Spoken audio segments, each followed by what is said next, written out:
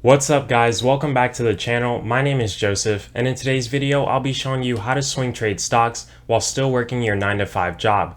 Obviously if you're working a 9-to-5 job, you won't have that much time to constantly check up on your stocks, see how they're doing. So in today's video I'll show you exactly what setups to look for on the chart, as well as some option contracts you can still play while working that 9-to-5 job so that you can still make some money. If you go on to enjoy, make sure to give this video a thumbs up and subscribe for more investing content like this. Also, if you want to be a part of a free Discord community where you can ask me questions about anything, make sure to check out the Discord channel in the description down below.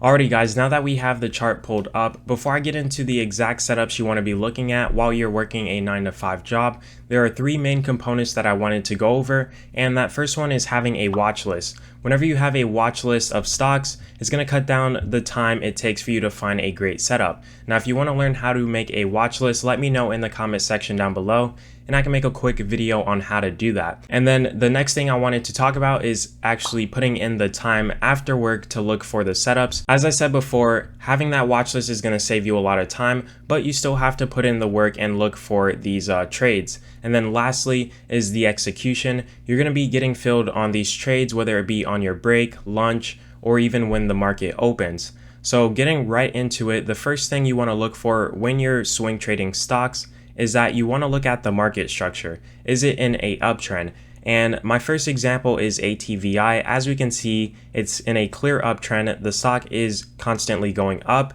And once you figure that out, you want to look for an area of value on the chart. And something to keep in mind is that when you're swing trading, you always want to be using higher time frames. The higher time frames that you use, the longer your trades are going to take to play out. Now, if you're using, let's say, the 1 hour time frame and you're working a 9-to-5 job, that doesn't really add up because you would constantly have to look at the chart and see how your trade is doing. So I recommend using the daily time frame.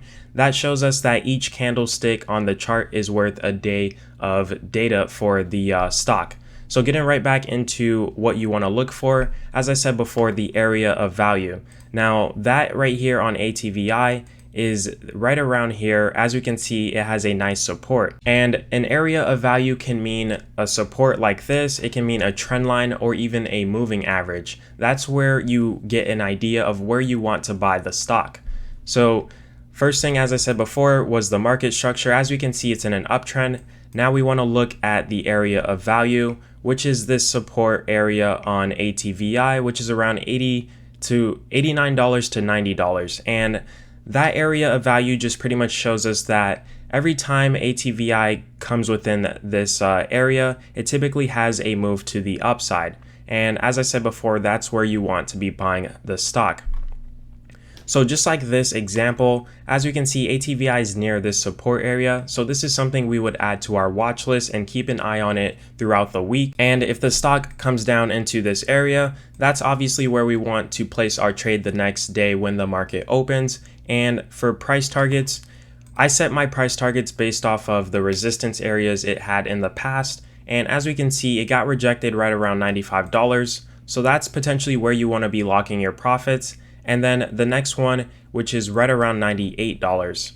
So if you're buying ATVI anywhere in this $90 range, look to play the move back up to about $95. And a $5 move when you're playing options will give you a great return on your money, potentially even 100%, depending on the strike that you select. And then one more thing that I wanted to talk about was your stop loss. Let's say throughout the week, ATVI comes in this zone, you place a trade to buy. If it falls beneath this area, that's where you want to cut your trade. You no longer want to be in it because it fell through your support and your trade is no longer valid because we're playing a bounce off of this support area. So that's pretty much the easiest setup you can look for when you're trading a 9-to-5 job. I have two more examples I want to show you guys. The next one was Wayfair, ticker symbol W. And this one isn't a support area. This one is more of a trend line. As we can see, it's in a uptrend overall. And if we zoom in a little bit closer, I'll be able to mark out that trend line for you guys. As we can see, recently ATVI has been in a nice uptrend, and this is your area of value. So it's very key that you know how to mark out these areas of value. I do have a video on how to map out support and resistance lines, so you could check that out on the card on your screen right now. And this pretty much, as I said before, gives you where you want to be buying the stock. And this trade is actually ready to go. So in this instance, let's say tomorrow's Monday and you see W is on this within this area, you would place your trade that day and then write it all the way up to your price targets. And for W, it would be right around 325, and then the next area would be 334. And if you're buying multiple contracts for this trade, you can scale out as it goes closer and closer to your price targets, and that's the proper way to exit your position. So that is another example. You want to find easy trendline setups that you could buy. And to give you guys a moving average example, if we pull up Starbucks, one of the moving averages I like to use a lot is the 100-day moving average. As we can see, when Starbucks pulled back, it kind of pulled back towards this moving average and then had that move higher all the way back up to 118. It had this pullback recently to this moving average again, and as we can see, it's already on its way up. I actually told you guys to buy Starbucks in my top 5 stocks video for July, so if you already hopped in this, great for you. As we can see, it's already getting closer to my price target. So that is a moving average you could add to your chart, and you could potentially use for your entries and exits. And then for my last example, I have CCL. As we can see again, market structure in an uptrend, so these are very easy to trade. And then similar to Wayfair, this is a trend line that we can mark out. And as we can see, it's right there on our trend line again. And to know if your trend line is valid or not, you want to see if it had multiple touches in the past. As we can see, it started it right over here.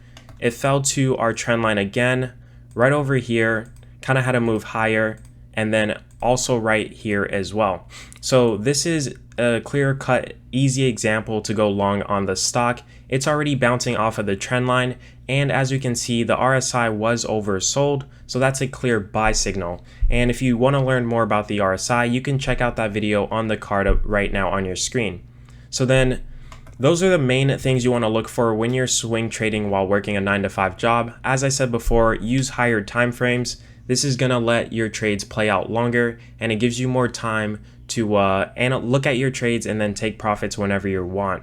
Now, if we go over to Robinhood, I'll show you guys an example for Carnival Cruise Line on how you can profit and which options contracts to select. So now that we have Carnival Cruise Line pulled up, if we click Trade Options, when it comes to selecting the right option contract, when you're swing trading, you want to pick contracts that are about 3 to 4 weeks out. And if we do that, that would put us right about August 6th. If you think the move is going to happen sooner, you can pick July 30th, but just to be safe, August 6th is fine to pick. And doing this gives you plenty of time to have that trade play out for you. So let's say it takes 2 weeks for Carnival Cruise Line to start heading up back to around this area. Then you could close your contract for a decent amount of profit, and you wouldn't have that issue of time decay because you clicked a closer contract. So just to keep in mind, the closer you pick, the sooner that move needs to happen. Now, when it comes to selecting the strike, I typically go right outside the money. So this 25 strike would be perfect. And another thing you want to look at is the volume. Having a decent amount of volume on these contracts will give you great liquidity and will allow you to enter and exit within your trade fairly easy. So as we can see, it says 92 cents for this contract, but in options, you want to multiply that by 100, and that'll cost you $92 to buy this call. And one more thing, if you want to look at how much you can make for every dollar the stock goes up, you simply look at the delta. As we can see, it's $43. So let's say Carnival Cruise Line goes from $24.30 to $25.30. Our contract will no longer be worth $92. It would be at $135. So that kind of gives you a gist of how much you make for every dollar the stock goes up.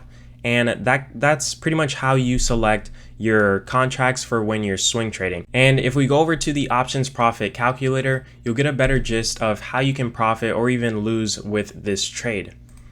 So once you go to the profit calculator, you simply want to select long call, and then you can type in whatever stock you're trading. And then once you do that, you select option, and then make sure you're on the exact expiration that you picked. And then from there, we pick the 25 strike for the calls. Once you click calculate, you'll see exactly how the trade is set up. As we can see, we need Carnival Cruise Line to go up in price in order for us to make money, and this is pretty much how you can make money depending on the exact date it's at and the price it's at. So if Carnival Cruise Line goes up pretty soon, we'll obviously make great money, and the longer it takes for Carnival Cruise Line to go up, the less money we make. So that's why I said have further out expirations, because it gives you plenty of time for Carnival Cruise Line to go up. So that is pretty much how you swing trade while still working a 9-to-5 job. As I said before, you want to find great quality setups, you want to have a watch list, you want to be using the higher time frame, and then for the option contracts, you want to be picking them about 3 to 4 weeks out. If you learned anything from this video, make sure to subscribe and turn on post notifications so you don't miss when I upload. See you in the next one.